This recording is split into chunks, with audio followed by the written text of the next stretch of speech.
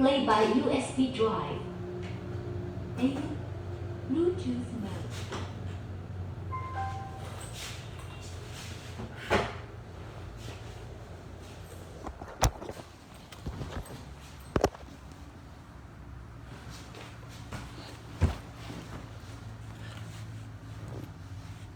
Mi taguera signore voilà. King a baba kame. Ameke nana mu tension. E baba kame. Monsieur le tensionnaire. Il Black alors, on y a Mississippi yolo. Et a un compte bolo. Et a ni mulher dare. Black nigga.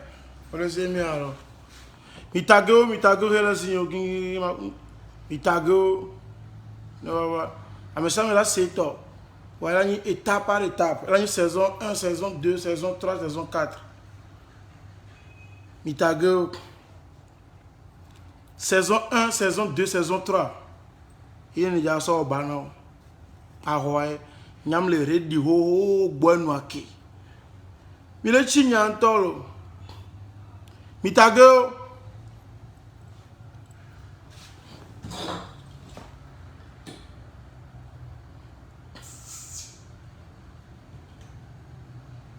Mitago, il y a une commune sérieuse. Nous donnons à quoi avec bon amignon. A monsieur, mais là c'est toi, Mitago là.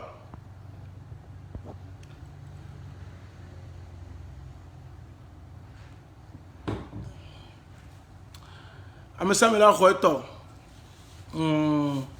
C'est mieux. Et il y a eu le gomba. Dossier au quartal le bonnier. Imjate o nyanyo. Mitago ne va kabakabala. Nyamdo temps quoi. Ahoy. Ma blenya.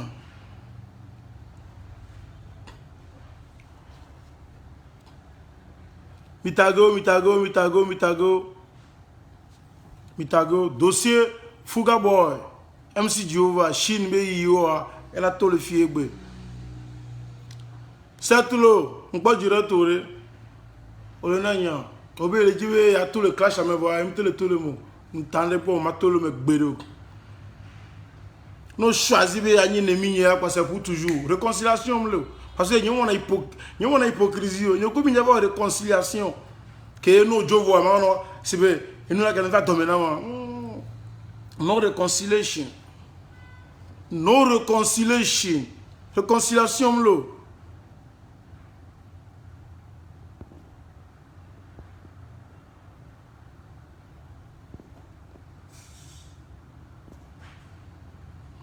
Mais là, c'est alors.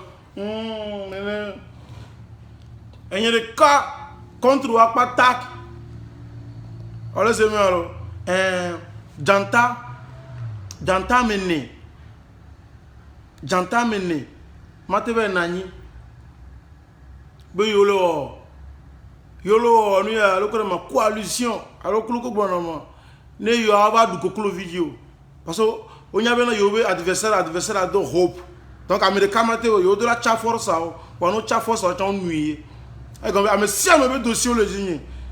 On le sait bien alors. Il y a donc le module de la vie pour marcher qui. Avantage, chance de caille. Vous mieux me prenez la cheki. Parce que vous savez, il n'y a que Mathéo, mais ça me nie le Togo vieux. Le propos, Mitago, je dis la parole quand même,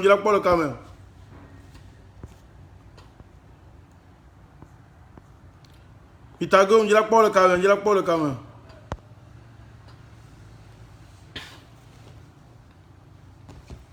Mitago, dossier Fuga Boy. Pour MC Jehovah.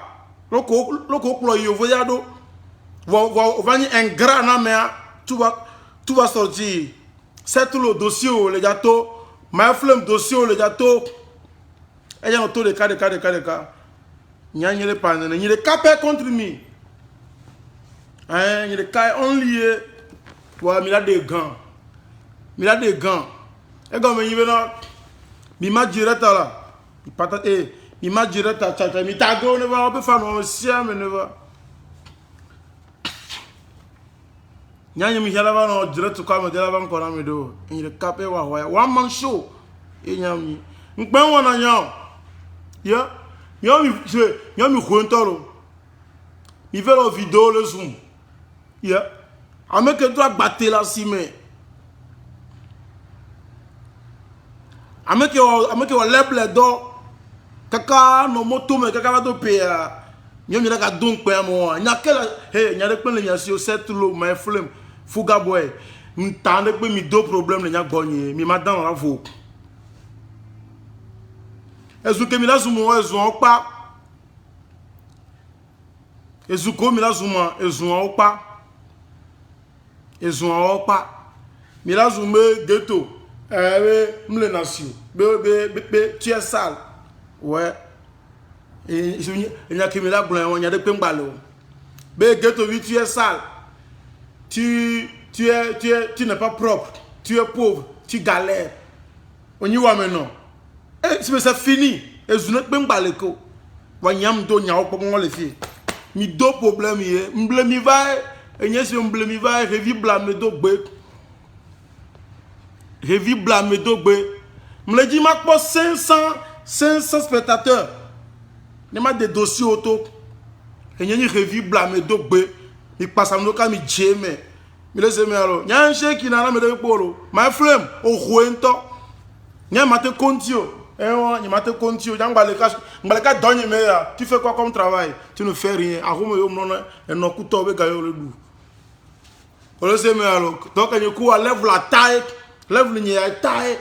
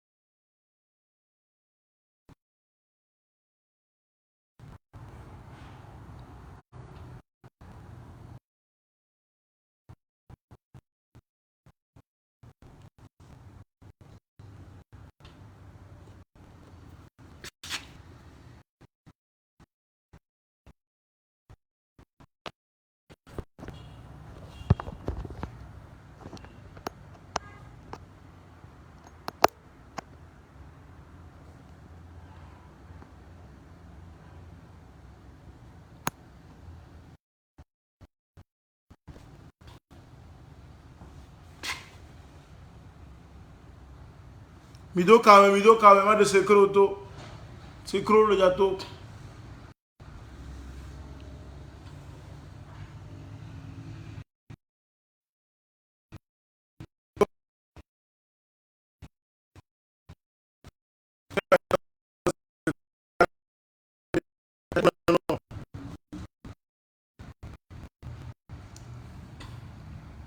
Fuga boy, m'a commencé ce jeu. Au tube, 6 ans, on paye 30 000 vues, alors 40 000 vues. 6 ans que tu vois. Ouais, racolé quoi. Elle est caca 100 de bolo. Un mois, mais différence à le fou. Au Fuga boy, à me connaître, hypocrite yoni, suceur yoni, au blenamo, et nous collégiens nous quoi pour Albana. On les aime. Fait quoi, on m'a se amené pas. Bele ghetto trahi. On m'a se bele. Ouah, du me fier à Dowino yoni. Tu galères. Au bon artiste. Au concert du me fier plus de 30 concerts. Concert de plus de 500 000 à 300 000 autour non. Faut qu'on regarde. 30 concerts là quelque part. On se gagne sous 5 000. Et il y a 200 000 à 300 000. À Kadio son on te le mot deuxième on les aime alors on te le mot deuxième au éble to go caché au Fuga boy au éble to go caché on va le dangba on va ti MC Jehovah un grand yoni c'est ma de ra amola jesio amola nya ko nya ame tu es méchant hypocrite yoni wa ma de le nkume no obe o video o le gbo be na ye o vode o video son la va ngba chijio ela va ngba chijio o video obe yo vode ha obe nke fuka ania obe chi MC Jehovah gbo o mlone gbo le khomele funu on a dans la Rome le fou au succès on a gommé que Québec pour y venir Chine encore on est et bien trop ennemi wa tu es ingrat nyomi calculo ameke doit vivre non MC Joe va me tobe vio me no be vio o ku mi cha famille wa e po de kuku ne nu won zizine e la lo no e plus so do avion yi Chine me lo cha ba dunu na ko famille o je nko ve on le Chine nko ve on le Chine et bien à moi être trop ennemi o ameke do avion no ko à moi trop ennemi o hein ameke so be ga do avion no o fuga boy ko à moi egbe a être trop ennemi o ne partager nous on me like ne nko da gba na yo vidéo c'est un jeu que tu joues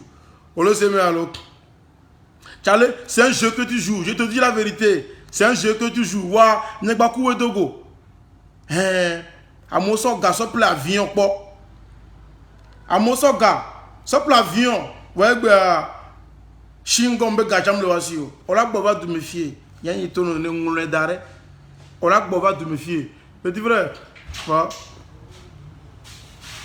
ola gboba du méfier fuga boy ola gboba du ingrat yoni MC Jehovah egbe are ogbatele like ebe no ameke do avion no Chine o be mule po le khome o ta pa vidéo na ko famille ojia à moi trop ennemi ou egbe ghetto dis-lui la vérité et donne-moi la vérité ma debe se croto be se croto sur le bon temps nyam nya do wino nyam le bien la fille de je travaille en tout temps nyam no va signer au ponam no va signer au ponam on te parle que mon adore o fuka boy a me bada yo ni nyam le ko e amom jesi o e amoko kwa fuga boy est une bonne personne amom nya histoire o ameke boga plebier d'avion non blo Chine pe ve odo a mo trop ennemi o egbe olo tout possible be ya gble do mena mo wa egbe nke be ono ne dossier o lato enya de pour national boso yantinho ola be milazum be tu saler l'image on view o le YouTube ndabone wo le YouTube ndabone le Facebook ndabone wo la fide pe me le kono la fide pe wa ngbagbo to gbe egbere o tu es non on l'a rapatrié nyanye le tono ne on l'a rapatrié va le méfier et akola boto ma po on l'a d'arrêt egbe le combien egbe lundi le 28 mars on l'a d'arrêt on l'a rapatrié au fuga va le méfier et akola bo ma po no si akadeji yen tono ne nyabe fe ko nyi va yen souhaiter malheur non po nyabe fe ko nyi va yen souhaiter malheur non po o ya en ville la menon c'est vrai on se vient à te jiwa bon o ma lene pa ma jiwa ma da faka ameke do avion no o ya du vi oni hein on va dire le concert 300 000 à 25 000 non 25 000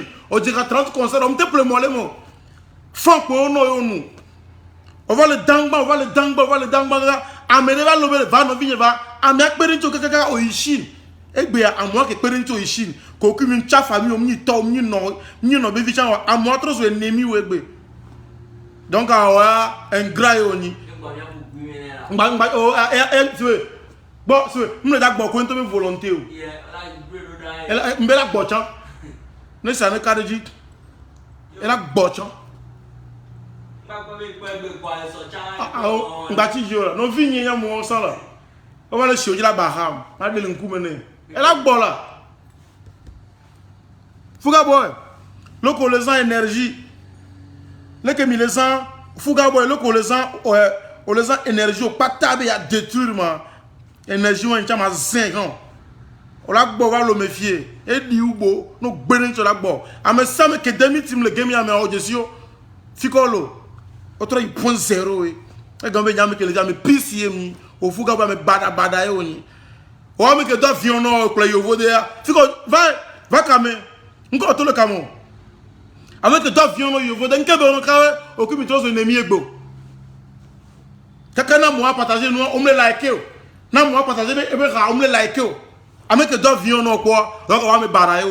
Maintenant, mais ça me l'a jessé. Il y avait ce que là, toki, c'est le Togbana, Mike Togbana. Et il y a c'est fini pour vous. Il y avait zoom vo. Il y avait zoom vo. De te vie, tu es sale. Tu n'es pas propre. Et pour la non. De te vie, tu es bandit. Tu es drogué. Et pour la globale. Et nous qui aimons réaliser le game, il y a de méthodes que nous avons. On le sait, mais il y a de méthodes que nous avons. C'est le on ne t'a pas bélo type. Baba, on y va. Baba, on y faut réunion. Faut réunion. Et il y a Baba, qu'on y a avec. Dodo, non, mais quand on tu n'es pas intelligent. Et tu as beau fanami, tu n'as zoom fort. Tu es sale, tu n'es pas propre, tu ne manges pas bien, tu es pauvre, tu dors dans la rue. Et pour mira pas. Quand il y a un dossier, mais maintenant, m'tona mi bena. Ne mi penya kuma enyam vono nyam li piège mi jeme nta on va le zoomer ibe tu es sale tu es lui ni bonyabu yang ba formater yang ba le kiosque ni meilleur ba le bonye yinja bia me le pe nam gama dumuf on le sait mais alors obenga fuga bo n'est pas un pauvre rien ma c'est nous et toi pour yevoder Fugaba, ma bloqué mes azreka, Rema Raphaël, ma bloqué, avec sur le torbe vidéo. Et toi, tu téléphone le cielo, n'aime le ciel appeler. Bye bye, Rema, bye bye. Mais le sait, mais alors, Obena, et toi, égal ici, et toi, il faut nous. Avec que reconnaître, faut être reconnaissant. Alors, c'est mais alors, avec que il y a vodé, avec que doivent viens non. On veut le moulin pour les Yovodéa. On me le reconnaissant dans mon. À mon corps, $100. Il y a $50. Au matin, nous reconnaissant dans mon. On le sait, mais alors. Au matin, nous reconnaissant dans mon. Un gras yoni. Tout le monde a un gras yoni. Ma dérami. Mais il a pour dire qu'on y a sali imaginer. Il y a un instant où il y a vaudou le sinania. Ma bête somme de fio. Il y a vaudou le sinania. On le sait, mais alors, il y a un vaudou le sinania. Image, il y a un matin pour dire que nous avons produit. Chaque jour qu'on peut faire une pensée négative, il y a une image qui vaudou le clienté en cours de Gio. On le sait, mais alors, vaudou le clienté en cours de Gio. Il y a la musique, il y a vaudou un seul. Parce que nous qui sommes les victimes, ils aiment le poids, voyez le poids. Il le sait, mais alors, il y a deux problèmes. Il faut que nous ayons un Togo. On a quoi ce comédie là pour Togo? On a doué à créer le point de là. On n'a pas, on n'a pas tout le monde. Je t'ai une fois aidé. Au cas de dîner, pas on ne me fier. Et bien on va be d'avion, be d'autres trains. On couma comme. Des gâteaux pas. Il y a le compte au Dieu. On peut créer d'arrêt. On le veut de le fond le blanc. À me va fordé. On a remis en vidéo quoi? Ni pas remis quoi? Ni pas remis quoi? Ni comme de la remission. Et nous pas on connaît rien. Tu es un pagailleur. On le sait bien alors, le verre il y a maté deux TP. On voit vu le YouTube venir à 100 000 vues quoi. Tu n'as jamais fait ça. Et quand 7 ans, 6 ans, tu as un peu. Donc il vieux envie ni toi. On le sait bien alors. À me semble que de cette le dossier quoi mi boss maintenant. Mi boss maintenant. Beaucoup de temps le gars mi a roi venu, mi maté ouais vo. On le déjà endo. On le sait mais alors, Fouga boy, à me badaye oni, à me samenya, voir ma garder vide, et bah les sort. Ma je sais tout le dit. C'est tout le.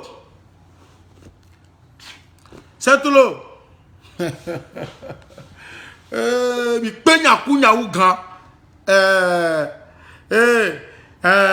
Amelbenke, Rodrigue Atiba, mon frère Getovi, tu n'es pas Dieu, vas-y doucement. Ouais. Fouga boy qui a le bébé il a réussi, il y a deux bateaux, il y a deux avions parce que il y a deux avions mais il y a Maoubenia ne non manière ka sonya ma bloqué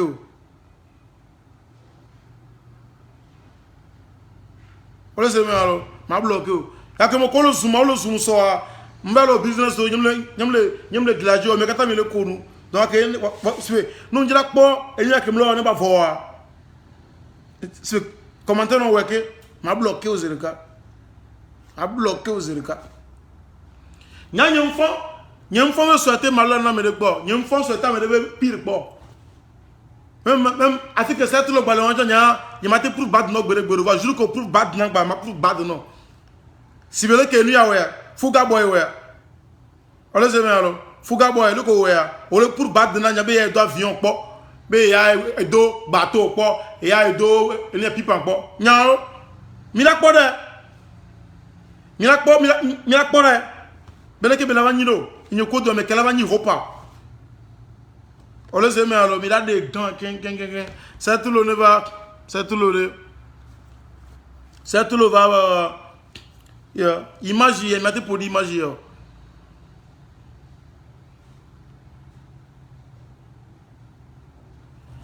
ole se me alo c'est tout le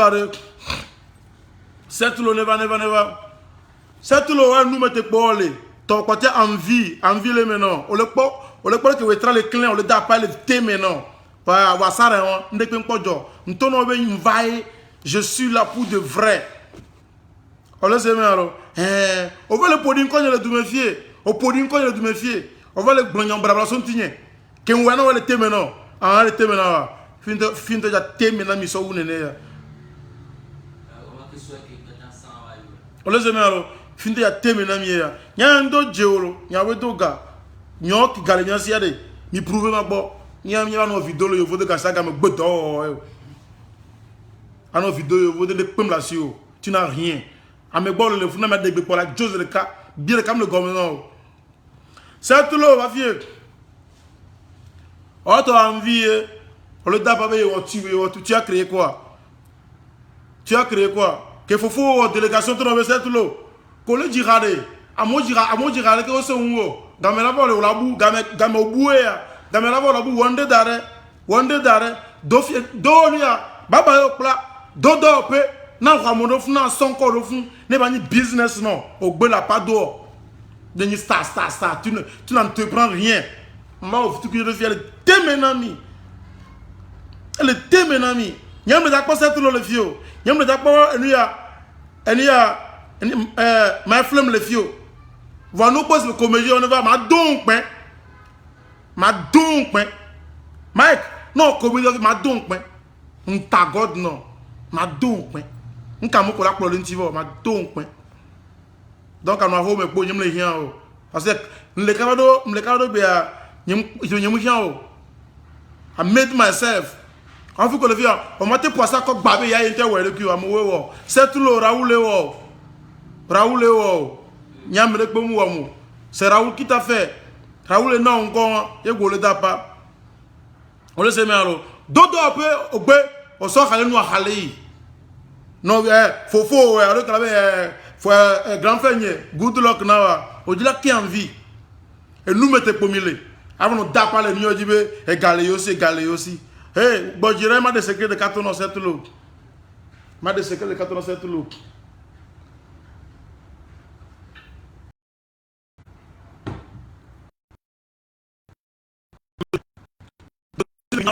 c'est fini. Il est sale, il n'est pas propre, mais comme il est soumis. Ah bah, mes vieux. Il y a des produits, il y a magie, le possible.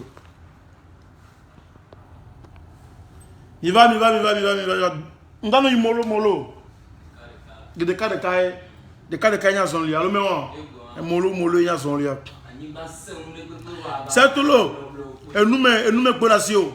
On t'a parlé de me fier. On t'a parlé de me fier, on veut en vidéo. C'est tout le bien comme le communant.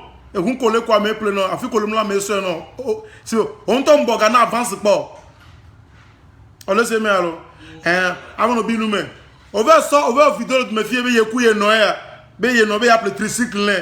Il y a le tricycle là. On plein quoi. Et nous mettez pour mille. Et nous qui nous mettons, il y a un peu et il y a un médiaji, il y a son miano, sur les doigts si là à Ouba. Il y a son miano, le doigt si. Il nyaso nyonove le do asi ya ple tricycle ya ple tricycle no o mte ple tricycle na no o we ple mo le mana mo le yi eno ke ji ola ko mte ple tricycle no eno be finye nu ke mle je ya wene la moto me ke ga me so te wene eno ke ji wa on te ple tricycle no o we ple mo lu ku ga o le mana de viole so le ji ka amone pe na be yele onu nwe be yele onu nwe ahome ola weso eno ke ji wa po egbo kun bo petit ka ni nyapo plele nyapo mi je mi le bode pe nous vous n'avez rien mi deux problèmes c'est mais alors mi deux problèmes mi akpata mi da pas me fier yo ma deux un c'est tout la me bo ke bi ni sa aka bi ni sa egbe to amango didi amango didi la petit frère on le sait mais alors on va continuer onye be yoko ogbe o mi dira le so we konti ça mon no be yoko ya black e tonyo kuno yan loko ji me e ma konti gbero afrika wa gbazia e tonyo kuno yan loko ji me e ma konti gbero on le sait mais alors e ma konti gbero setlo ko ngano binu me ver pleknia e no be trisika na so na yasi e no be trisika ver plein ne so na yasi benama no binu me le febe galesi tu n'as rien on va pas mettre de famille au me po c'est mais alors on commence musique à famille au lentio de vie je ne vis au lentio e gba fi ko ngo kaka on avait tono vidéo nous mettre pour un masque vu comme le mener à son fiam les réseaux dit je vais vous montrer ma maman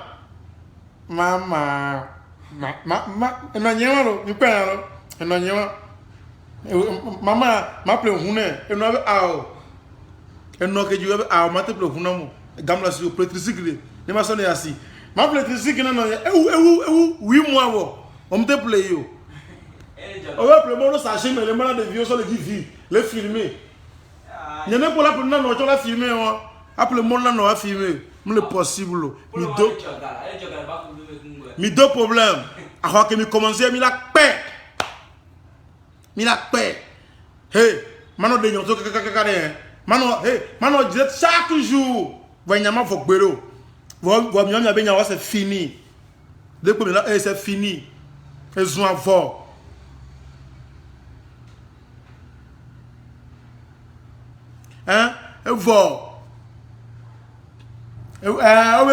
ils veulent tous ressembler à Zaga. Ma femme to chan sa gbere ga enu ha ke be jiwe on planning ma yen ba fo ami bo be nyi e go to fo ne ku gomele yi bo dri sa tu lo mate onya yo Mike to gba na ngba chijio enye nya be zun opa ghetto vie tu es sale. Tu salis l'image du hip-hop, tu es pauvre, tu ne manges pas bien, et voilà. Et voilà. Et il y a Vodomi, et il y a une petite gars, il y a mi deux problèmes. Et nous, il y a le Jimmy, mais siame. Il n'y a pas ta mileme. My flame, c'est tout l'eau. Fuga, puis oui. Il n'y a pas ta que je t'ai dit qu'il n'y a pas ta mileme. Il y a un ami, il y a un ami, dogo, il y a un nezreka. Kalele ko mleo ne mi do pa ne kombe nya zreka juke mi do go pa ne ni kombe nya zreka ne game ayo ne nya mpona game nyi yo donc nya no enu ni le se me alo nya ria ni nyam nyi ria ni ga nyam nyi no shame nya no the shame mi ano the shame nya pe mo na nya de pe tom le. Ouais, avec Ghetto Vie, tu es sale vraiment, ouais. On les sale vraiment. On connaît que les gens font un climat. Et toi, on plaît pas. Ma plaît quelqu'un la couche à pédé. À janvier, on me le ramène. On les aime alors, il y a une rich gang, rich banou. Il m'a dit 10 mots. Il m'a dit 10 mots. Il m'a dit 10 mots. Imagine, il m'a dit 10 mots. Il m'a poli match, c'est fini pour vous. I don't win this one fucking game. Nyabem dans mi va terrain a dit. Nyabe terrain a dit mi maté une bedo. Goofy ass nigga. Yam so mon melo. Street 100% Stand nigga. Et nous qui maté wa un blonda. Laissez-moi alors. Et nous qui maté wa un blonda. Milano zoom. C'est tout le main. Milano zoom, ghetto vite tu es sale, tu n'es pas propre, tu ne manges pas bien, tu es pauvre, c'est fini. Et n'y a pas de bon, il y avait dossier de taux. On le sait alors. C'est tout le monde qui est tu n'as rien. Au début nous va pas on va sortir le téléphone vidéo et appeler quelqu'un d'en aura. On te plaît. Hypocrite yo nye. Hop le monde s'en va ça comme il y a peut-être mais de violer filmer. Et non là comme on te plaît. Mon te ya plaît. Ni yawe don ore. Et nous mettez pommier. Et nous qui vient te wa mi là. Je sais alors. Akoya ma bo. Le que mi créer groupe le inbox me don tinye. Et mi ba créer le Facebook qui mi créer nene. Nyam vae. Et mi dogo chamila ouais. Ne mi dogo chamila ouais. Yenja ko wan ko no. Ano hypocrisie. Ko se me alo. Ndatro message na rapport au patak. Ne activité de main. Ne mi activité de main. Ni rapport de bon. Ne tontine.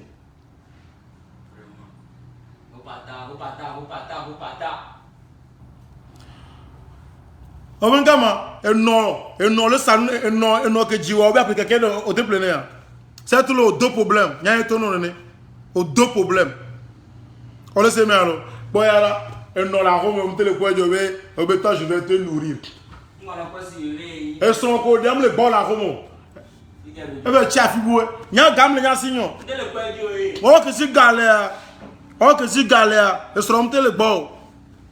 Vieux on te le bon mais vous le pas vigier. Avant des photos pour des vies partagées. Vous savez, mais alors, aux deux problèmes. Vous savez, mais alors, you fall in trouble, my brother. You fall into trouble. Vous savez, mais alors, à moi, on a une bosse maintenant. Fais. On a gagné à soi. On m'a non domaine. On l'a bou. Vous savez, mais alors, il n'y a pas de million de belazin. I'm the king right now. Vous savez, mais alors, je suis le premier rappeur qui renouille. C'est tout le rappeur. Il y a Fouga Boy rappeur. Il y a Habamé toi. Petit si que nous avons Congo. À Cameroun, c'est tout le. Et nous on va s'en Dassi. Mais il y a petit si que 6 mois, 8 mois, on me plaît. On me le boule que nous, c'est tout le. Bon, on me le boule que nous. On le sait, mais alors, nous mettons polé. Voir Baptiste Jeune, Wakou et Togo. On le sait, mais alors, Kémile Wale, que tu as parlé, il change de cas. Amoko le karo se sere lo se sere ne gamme so bonga po ben kabela na ma ne ba ku weto go mi do problème ye c'est mais alors mi do problème oh non que je on te ne pas non et non voilà do hun kwa mo le do kolo hu so le asime e be vigne petit zik na on va ya petit zik na 8 mois on te plein e bokanu lo nya no nya habba me ah ben ça tout le je vais te répondre, t'inquiète, tu verras, tu es nul à chier. Ni bon on sait. Au bon on sait. Au bon on sait. Et n'a comme le bon ça. Ah, il y a bouya. Et ça m'a gardé nyabuto. Nya dossier au. On sait mais alors, nya au pata. Au deux problèmes c'est tout l'eau. Au coup fou gami deux problèmes. Mi deux problèmes. Nya y tourna minene.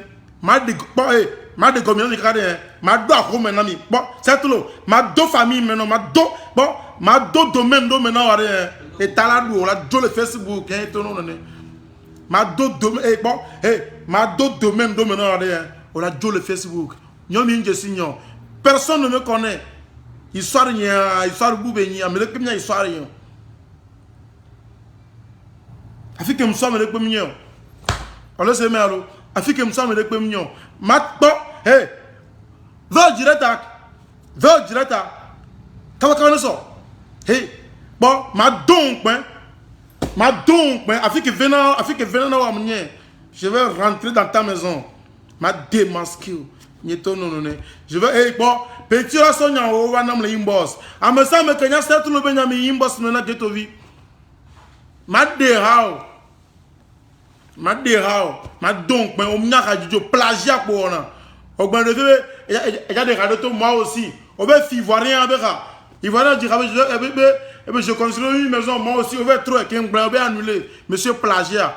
On va blé petit vieux, petit cocu, il y aura, misambro. On va blé, béni, au cul, au fit, avec la pomme million, regarde ici.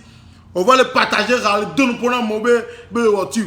On va le donner pour un bon vidéo, TikTok, TikTok, réunion. Nous avons mis TikTok. Mais ça, TikTok, il dit une vidéo, plus de 40 000 vidéos. On met les pages, on met ça où on voit 30 000 vues, plus de 2 semaines. Nous avons un son rap, 4 jours, 46 000. Là, vous l'avez taillé, ça te le deux problèmes. Je vais te piquer mal. Je vais te faire très mal. Je te le promets. Comme on connaît dans le coup, il y a rien ni gagne, no shame. On peut on a yon. On l'a blanc. On veut tu es nul à chier. Va nous vu ça où. Tu es nul à chier. Va nous vu ça où. On va dater le me fier. Il y a un chat de vue. Bon nous là. Au Canada chat de 1 million de vues. On doit avoir autant de 1 million de vues. Chat de na autant la bon na be 1 million de vues. Et il y a un chat de 1 million de vues. On doit avoir autant de 1 million. On doit que play. On doit que play. OK play viva. Et que play viva. Quand même pas monétiser, et bien YouTube, et bien play vue, bien play la vue, viens pas via la montée. Fifi que la montée, fifi que la monétiser il y a YouTube, on m'a attendre play vue code. Non monétiser il y a YouTube le giga, on m'a attendre play vue code. Et bon, je dis bien vrai, y a quoi capacité à, on battre les filles de peau, you dead. Ça c'est fini pour toi. Ma donc, maman y a où maintenant? Madde c'est croto de cas non mais ça va dans le Facebook dit il y a chaque sur retour un homme la signe ton la signe donc on a pena kuma ado abla voto nyore na bla ceinture assez serré parce que il y a le mortel il y a ou gain jira ou non na famille il pas le suivre mo non vigne même pas même la manoué donc on zunyo ka ti kona mi donc nous on va souvenir quoi tu me d'abidjo. À part ça, j'ai pas de famille. J'ai une seule personne dans ma vie. Donc, il y a des pour le diagnostic. Il y a des gens sensibles. Vous voyez, il y a des gens qui sont affectés. Et sont affectés. Et violents affectés. Famille, il y a des gens au Dakar de Vietnam. Je suis venu à mon collègue, le directeur. Right now, I'm the king. Et nous qui avons les choses bizarres, tu n'as pas fait ça. Tu ne pourras jamais faire ça. On doit baba on te le deux. Par ça, on bien mon gars, on est gars sur le clip. On doit baba on te le deux. Et non bien tricycle. Et non bien on te le d'abord appeler. Il y a un cadeau. Mais appeler vous non veut. Le vieux tabou le blanc. On te le nom mi from dans 5 000 bien appeler vous là. Donc le tricycle là. Et même il y a plus de 8 mois on te plaît non. Tu es petit cette l'eau. Tu es petit. Tu es petit. Et vieux au Nimji. Vous savez alors, vieux au Nimji. Mila oblaouye. Mila oblaouye. Mila oblaou. I'm the king. Il y a des gens qui ont besoin de dire. Et tu as fait sinon on m'a fait même chose. Mais tu es nul à chier. C'est même là. Tu es nul à chier. Tu ne sais pas chanter. Tu fais la honte du hip-hop. Et le VO, le seul rappel que le certificat. Fouga Boy, même Pimos d'Afos, c'est un mot. On va le double fier concert à Mosso Sorga. Tu n'as rien fait dans ta vie. Un pauvre comme ça. Voilà ce que c'est au Turquie, voilà d'apa.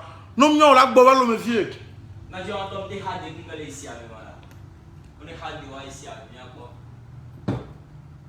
Dossier le bobole. Amédebe, ghetto, personne ne te connaît. Ouais, non, je suis. Non, je suis. Rien ne gagne à mieux. Mambleu. Ya, blablo. Faites doucement. Il m'a témoigné. enyenyi nyawu gan enya le pele mi ya gbana ve nya nya jitrie nya mi jibu le nya sinye ale se me alo jibu petit frère o francis sabe ni akonji que le via no de funze de carré kona ki si sabe funoare kona butre du simi je si funo ani ya madre funse na fufu je si funoaro sibe auto enia kona ki fait face 600 de carré et que ifiare et que ifia do me kola kuma vile sana fufu le fun aba fufu va non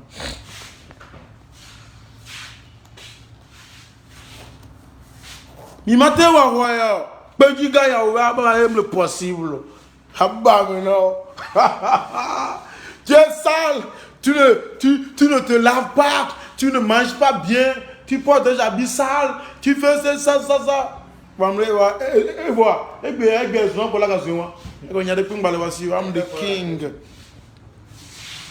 the king il say me allo I'm the king ye mi donc abi on blog ngba jira am be king go ka bi esi e il say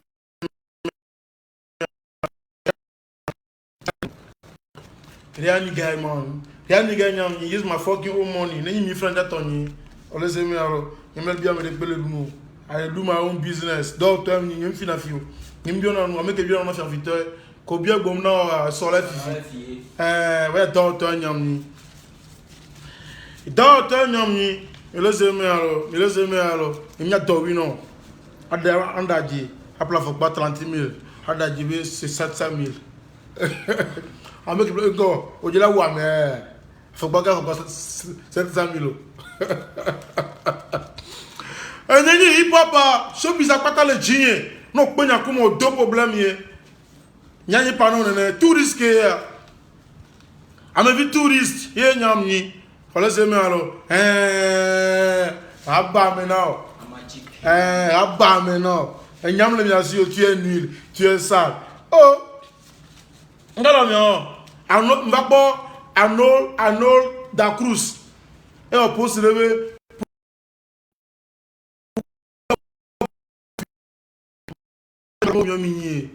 Arnold da Cruz, maman viu vai dar você me alô zoou na nya eu 10 ans my friend mo no posso na me wen my friend dossier wa gbana wa mle kwasi ke bena eni ya connexion ke pata musu bo ti na ma gbana na chance de ka petit frère ba fufu sembal abai desi sembal ngba ho bondesi no de ka wa pa lana on se me alô a redeku donc à notre découverte de ça ni là bon enfant I made a comment for here nkonye won that's my fucking name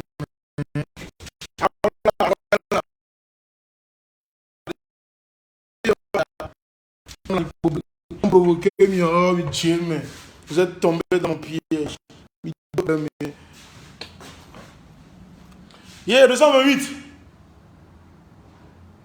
le gamin Caracararo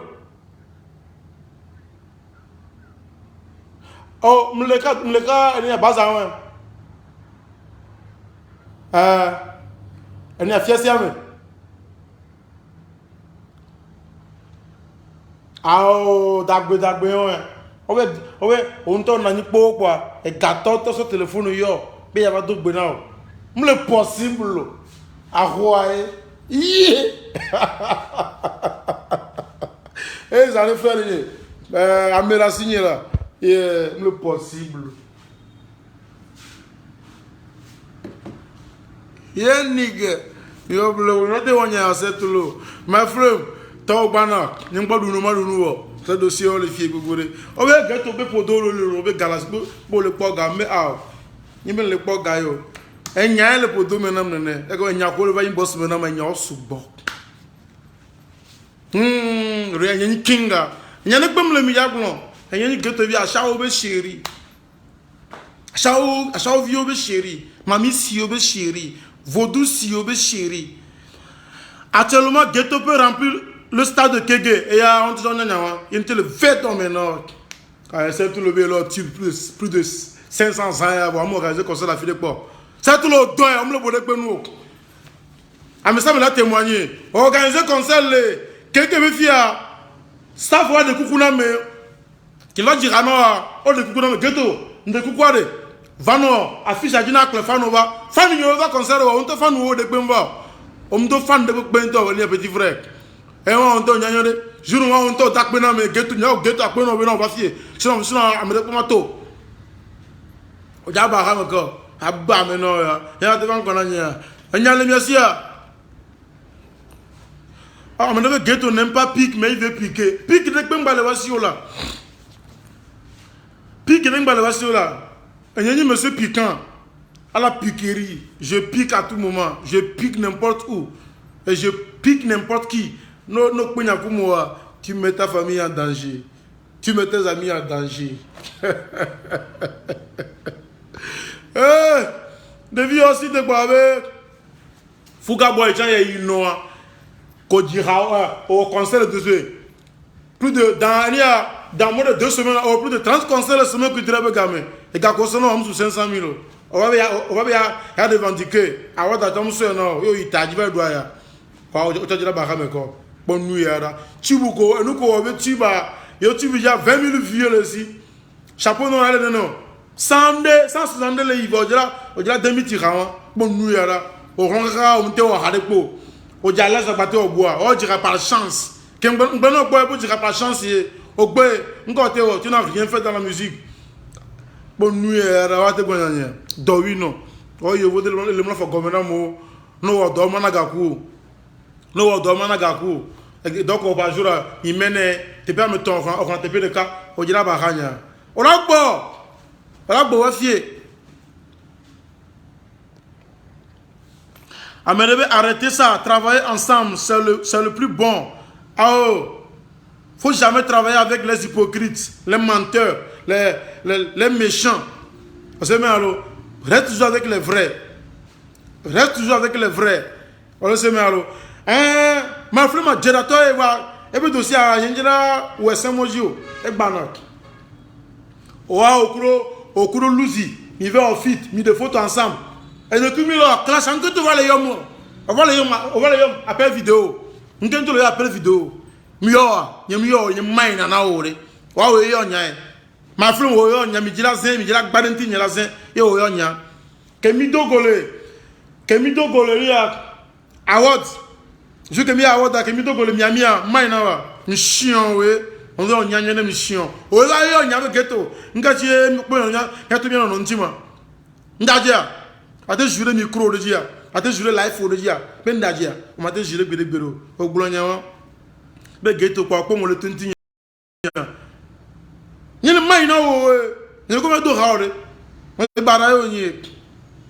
Dossier o le, comment tu as trahi? Il va agbe a makora. Ndo business client kwa na. Voir dossier que le so my flame dia, ma deto. Votre dossier que mon ami mi a daré. My friend, comment tu as trahi? On le voit maintenant, mais nous avons de tout même jour, au vent, au matin. On le voit maintenant, mais on a un studio gain, mais pas mis dans moi le couronne ce boy. Couronne ce ou bit me code au pata, au nyanya on est. Votre dossier que d'avant soit, comment tu as trahi couronnes? Comment tu as trahi Prince Mo? Comment tu as enfoncé? Hey, c'est le coup trahi amour. Le coup trahir amour m'a de auto. Le coup trahir amour m'a de auto. On le sait mais alors, c'est le dossier au sous banto, faut étape par étape. Fouga, dossier au lait, étape par étape. On a de autonomie. Il y a des plein de miens. Il y a des capes, il y a pas de ta. On va mettre au nya. Il y a autonomie nene. Abba mais le possible, rien n'y gagne à m'nilo. I don't care. Il y a un qui a jolo. Mais deux problèmes. Yeah. Rose là. Il y a un d'abord de la famille un client ma business ni nyom de temps. Ma flemme nous attendant mot comme owe wana de concert le Togo o no lisa wa o so na lisa no autant de l'artiste ko jo aleji artiste ko jo no o so de dia te no ngba so no concert de ko jo ga do no o sia o wa ni ke mo o ma te tu gbere o mi me gbo bi commencer wo Il y a dans quelques mois, il y a deux problèmes. Dossier où elle sort. Ma flemme dossier est sort. Ma flemme dossier est sort. Ma flemme dossier demain. Ma flemme dossier demain. Maintenant, on dormit en bombe d'or, Mathieu dossier demain. Ma flemme dossier au demain. On laisse le mien. Dossier à demain. On va se dire là encore. D'autres pas de sûr. Dossier à tout ça. On s'est préparé d'arène à ça.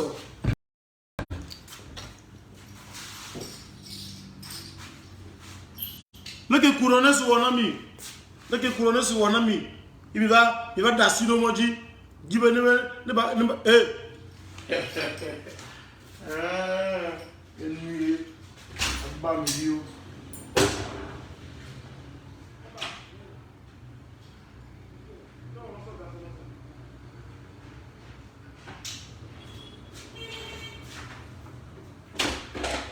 Oh, c'est la vie. Les vieux de la donc, on va aller souvent, on a un peu de 15 ans. Il y a des gens qui sont tués. C'est tout le problème. On va dire que tu es venu, le point. Et gars, il y a encore une racine. On va dire qu'il y a tout le guerre à me voir. Il y a le tour. Là, on va la tour. On nuit. Dès là, on va la belle. On nuit. Viens, on va la tour. On va faire la cousin avec Dieu. On va la tour. On va faire la cousin avec des tambours. Yeah. Ah, tu vois, non. Maintenant, on l'a plus haut, on est dans le soir, on est dans le nord. On est en haut.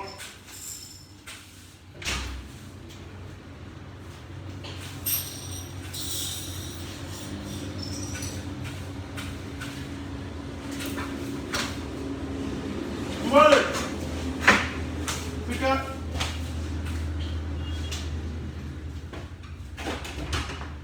Docteur, il y a une vidéo, il y a un autre. Il y avait un concert, il y avait un jeu quoi, il y avait un business. Il y avait une main dans l'eau. À me samer que nous avons un film au fond. Parce que nous avons un film bien, on a un concert de Pédio. Alors que nous n'avons pas pu y aller, nous avons un film qui a un concert de Dieu. Parce que à Doha, mais où grand. Il y a don't give a fuck. Il y a un mal de non, ça n'a pas été fait. Je ne sais pas si tu as tout fait. Je bloqué la caméra. Broma auto. Je bloqué la caméra sur le toit câble.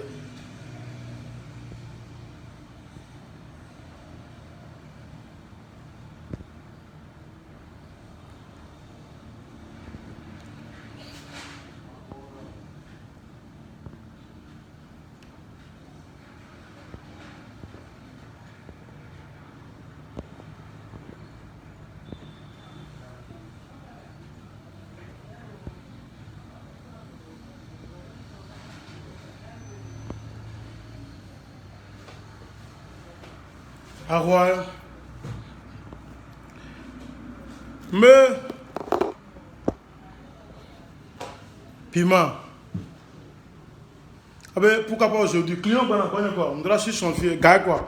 Parce que c'est ce que je mange réellement. C'est pas la musique.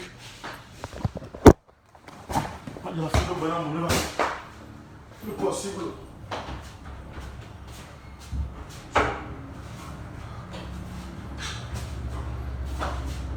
Vraiment le dit. Fano, respect que me l'ami a. Je veux 2 t-shirts et les filles. Donc, on a mis le show par on va. Moi, la fille de bonnet, client, on va. Et chez c'est le coup fouga. Et bah, la première là, bon. Bobore, Mac Talk, bana, et sort. Et sort. Il y a un de réconciliation comme il y a. Mais si quelqu'un va en bain, il y a le réconciliation. Il y a un traité dans la coupe, il y a hypocrite. Poison verra, empoisonné, mais on a vu rien. Alors, on le connaît quoi, mais voilà. Et bien, le vert comme non. Poison le gomme, non. Dîner bouger pour les accords à ramener. Il y a un don à haut. Les hommes tranquilles. Là, c'est aussi la vie dit. Parce que de la make money quoi. Donc, il y a un don à poison de rat.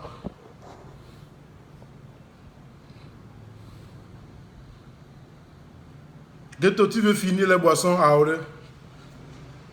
Ton nom chez Amo pour le soutenir ma banunyo. Merci, je vous remercie. Il y a un frère. Il n'y a qu'un me plaint aussi. On se met alors. Avec quoi tu as don't give a fuck. Fuck no don't give a fuck. Amène puis on peut t'en le mettre.